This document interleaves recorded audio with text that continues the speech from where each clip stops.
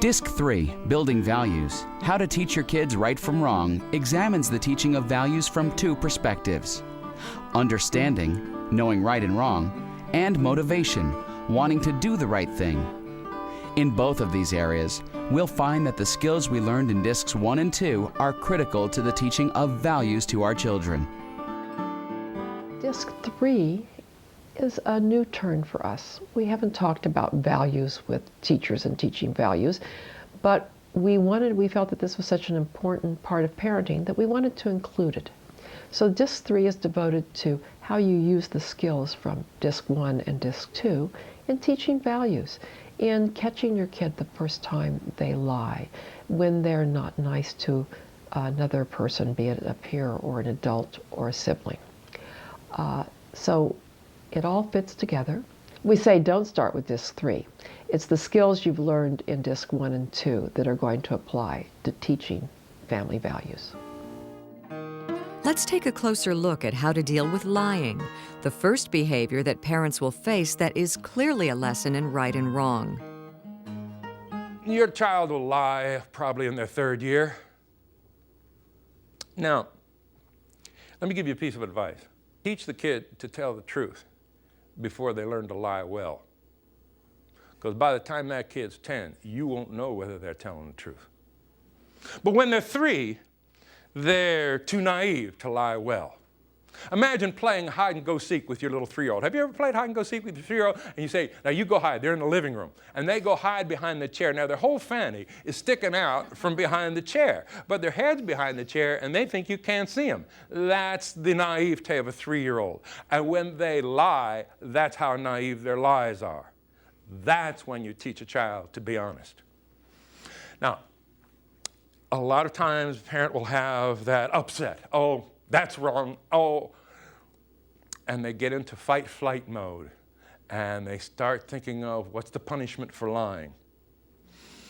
If you deal with lying through punishment,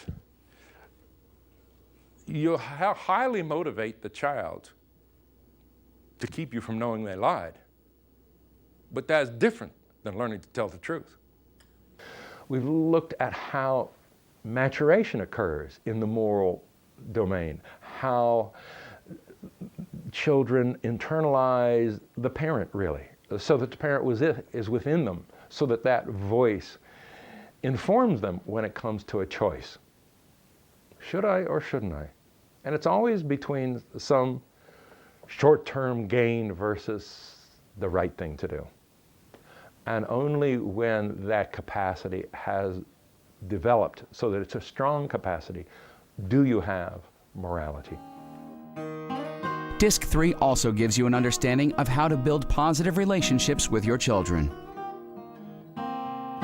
And what we've learned about limit setting is the finesse that allows you to say no without driving a wedge in your relationship with a child. Without those skills, then attempts to set limits often produce arguments, and then the arguments produce threats, and the threats produce punishment, and that produces resentment.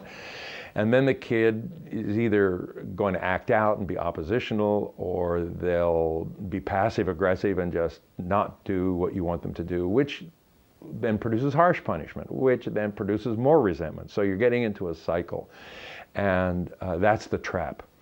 So if we can perfect our limit setting skills so that we can do it not only with little problems, being firm and being consistent, but also handle when the kid's really out of line, like back talk, with skill, then you can have the kid own the problem, often get an apology out of them, rather than stepping in the trap. I believe that Fred Jones has created a special program for parents to be able to get to know their children better, to be able to see them excel within their academics, within their personality, and within the family. And I feel that it'll bring families closer together to be able to get to know each other better.